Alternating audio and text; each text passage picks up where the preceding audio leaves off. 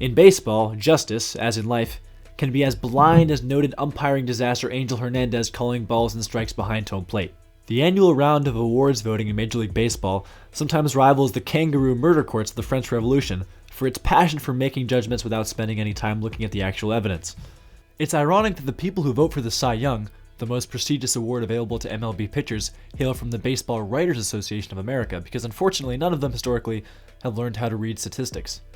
If they could, they would have noticed that there is no conceivable way that Lamar Hoyt and his 3.66 ERA deserved pitching's highest honor in 1983 over the eternally frustrated David Andrew Stieb, whose 278 innings of objective dominance were not enough to impress the baseball jury of his time. So many legendary pitching seasons have been unrewarded by a Cy Young, with many great pitchers losing to guys who were solid but not legendary, and often won only because they racked up lots of wins, which is like giving a Grammy to the guy who adjusts Kanye's microphone. Scholarship is divided on this topic.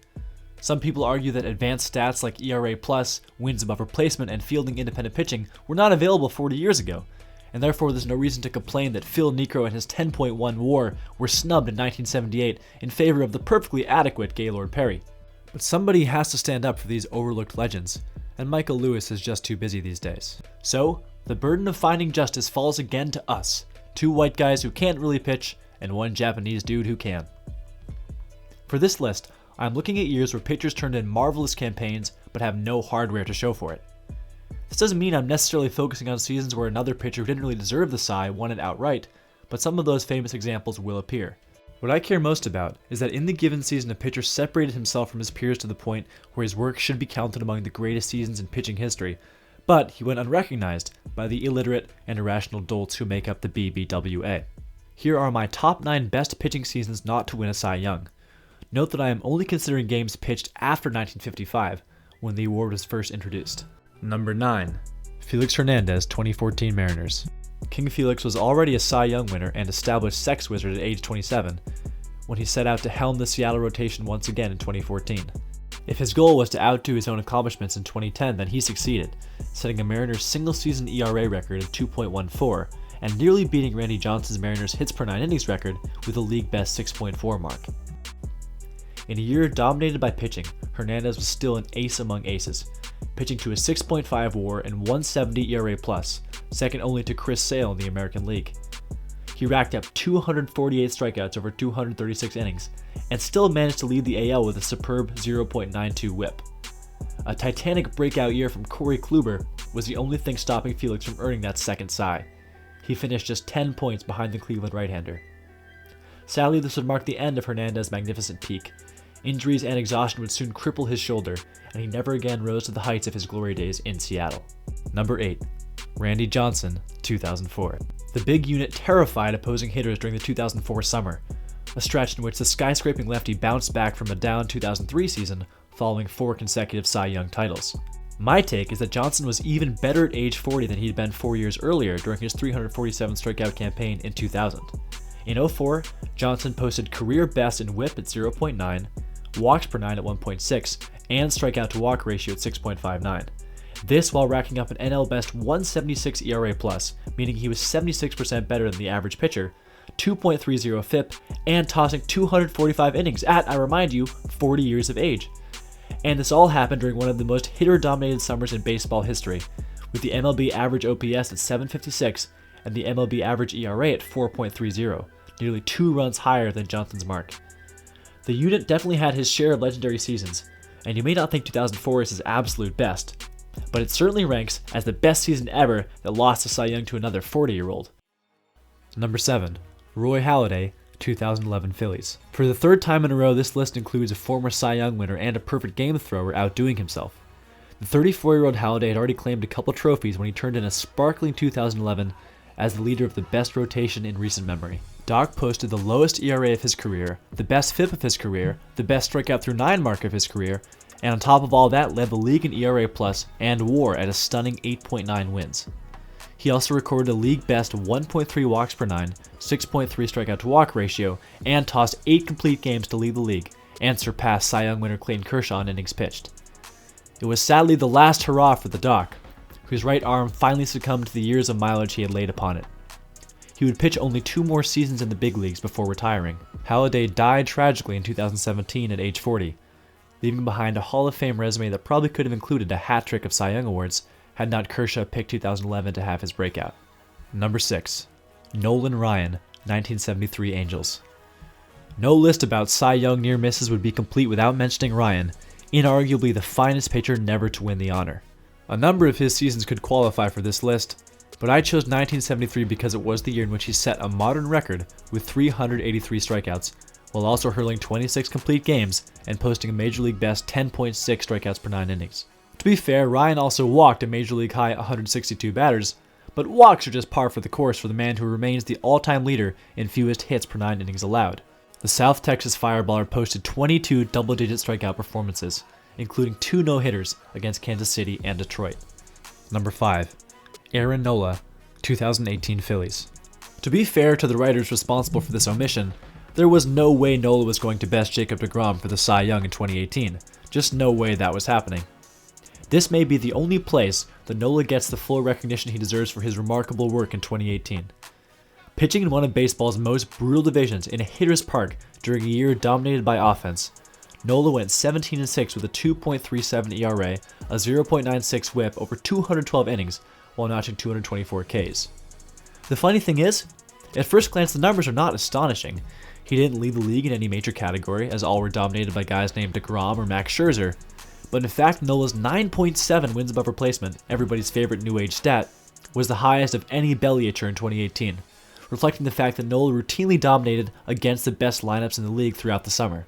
That 9.7 WAR is also the 6th highest of any pitcher in eligible history who did not win a Cy Young award in that season.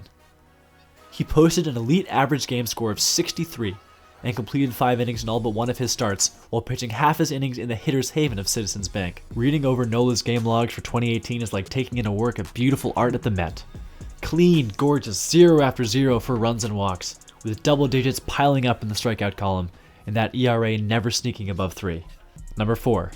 Tom Seaver, 1971 Mets.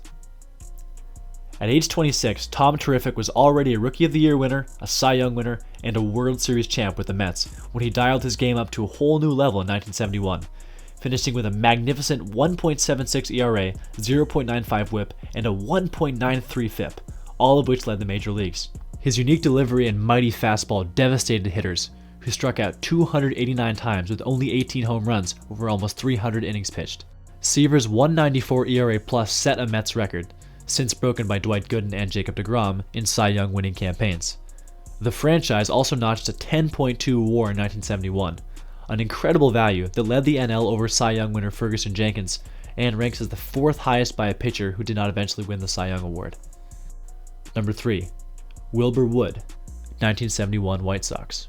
Much like the immortal Phil Niekro, Wilbur Wood's workhorse style of pitching was already beginning to fade out of fashion by the 1970s. Still, his output in 71 is nothing short of surreal. Pitching for a weak White Sox team, Wilbur racked up 334 innings over 42 starts, while somehow also posting a 1.91 ERA and league best 189 ERA+. His Major League best 11.8 WAR is actually the highest ever by an unawarded pitcher. Wood, who, it must be said, is one of the most mediocre-looking men ever to play the game, was anything but mediocre in 71, posting 22 complete games with a whip of 1.0. Wilbur's 71 season was the finest ever by a Southside pitcher, but he narrowly lost the Cy Young to a man who had an all-time season on his own. Does anybody remember who that was? Put your answer in the comments below. Number 2. Roger Clemens, 1990 Red Sox. Having racked up more Cy Youngs than anyone in history, Rocket hardly needs another trophy to weigh down his heavy shelf. Still, his 1990 season ranks as the best of his pre-growth hormone career.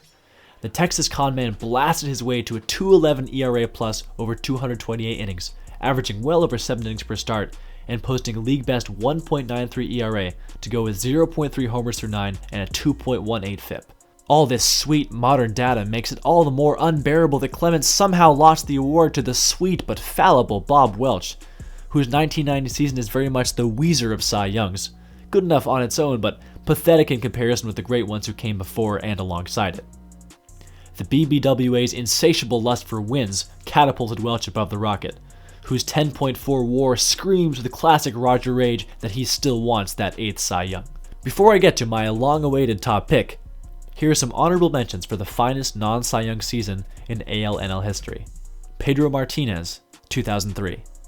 Dinelson Lamet, 2020. Kevin Brown, 1998. Zach Wheeler, 2021. Phil Niekro, 1978. Louis Tiant, 1968. Frank Tanana, 1977. Mariano Rivera, 1996. Number 1.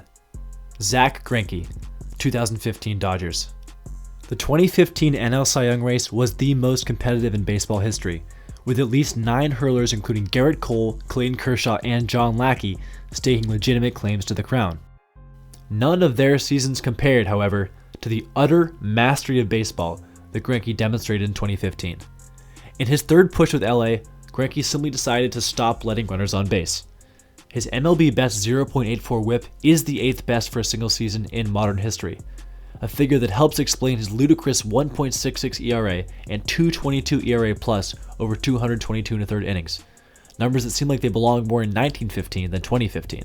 Greinke's brilliant command, gnarly slider, and deceptive delivery peaked in his age 31 season, as the eccentric righty dominated opposing lineups without needing to rely too much on strikeouts. His 8.9 WAR led the major leagues and is the best mark by a Dodgers pitcher not named Sandy Koufax in the Cy Young era. Greinke's 2015 season is so legendary that at least 3 other YouTube videos have already discussed it in detail. If you're gloomy on one of these snowy days and want to look at something beautiful, just go look at Greinke's game logs for 2015. It's got more zeros than my list of Bumble matches. It really seems like the guy decided he had had enough of giving up runs. He had 12 scoreless starts, never went fewer than 6 innings in a game, and notched only 2 game scores below 50 the entire season. And somehow none of this would be enough to top ESPN body issue cover boy Jake Arrieta, whose 22 wins and toned abs convinced the old school writers to crown him over the curmudgeon-y, media-shy Greinke. Don't worry, Zach. Here at Bleacher Boys, we know that abs aren't everything, and you never ever sleep on the Greinke. What do you think of my picks? Is there any great season that I missed? Are my choices way off base? Am I a sad loser who needs to leave his basement and go outside once in a while? Let me know your thoughts on all these topics and more in the comments below.